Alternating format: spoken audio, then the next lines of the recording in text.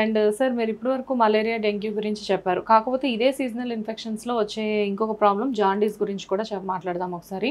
So jaundice అసలు ఎన్ని types? అంటే మాకు తెలిసినంత వరకు ఏంటంటే వైట్ జాండీస్ అంటున్నారు, యెల్లో జాండీస్ అంటున్నారు. అసలు వాట్ ఈస్ ద జాండీస్ అండి? జాండీస్ అనేది మన లివర్‌లో బిలిరుబిన్ అనే ఒక కెమికల్ ఉంటుంది. అది మెటాబాలిజంలో ఒక ప్రోడక్ట్. సో అది ఎక్కువగా అవుతే యెల్లో జాండీస్ వస్తుంది. ఓకే. ఇది దేని వల్ల వస్తుంది? యూజువల్గా water borne or food borne infections ద్వారా. అంటే ఏ water borne, food borne infections ద్వారా మనకు జాండీస్ వస్తుంది అంటే hepatitis A, hepatitis E, leptospira. Leptospira అనేది bacterial infection, hepatitis A and E అనేది వైరల్ ఇన్ఫెక్షన్.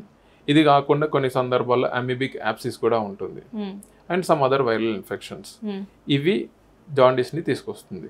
సో మరి ఈ జాండీస్ రావడానికి ఇవి మన బాడీలోకి ఎలా ఎంటర్ అవుతాయి? Food contamination or water contamination. Rainy సీజన్లో ఏమవుతాయి? డ్రైనేజ్ పైప్స్ నుంచి వెళ్ళి వచ్చే వాటర్ ప్లస్ మనకి మంచి నీళ్ళు వచ్చే వాటర్ పైప్ లైన్, ఈ వాటర్ రెండు కలుషితం క్లబ్ అవుతాయి. అప్పుడు ఇన్ఫెక్షన్ మన బాడీకి ఈజీగా సోక్ అవుతుంది.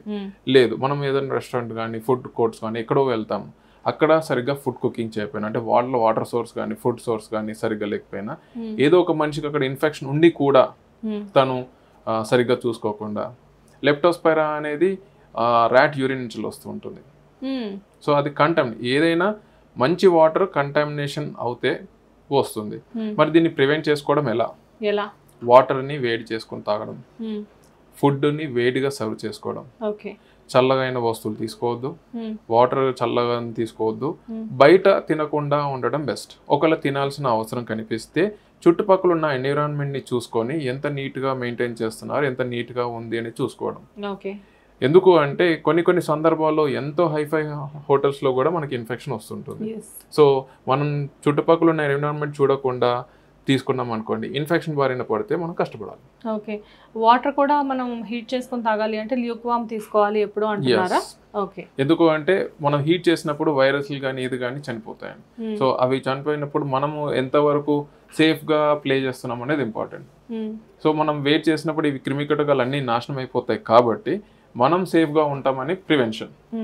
అదే బయట తీసుకుంటాం, ఇప్పుడు బయట తిరిగే వాళ్ళకి వేడి వాటర్ తాగాలనే సోర్స్ ఉండదు. బయట తిరిగే వాళ్ళు, ఇంట్లో వాళ్ళకంటే కనీసం మనం వేడి చేసుకుంటాం. బయట వాళ్ళకి ఎట్లా?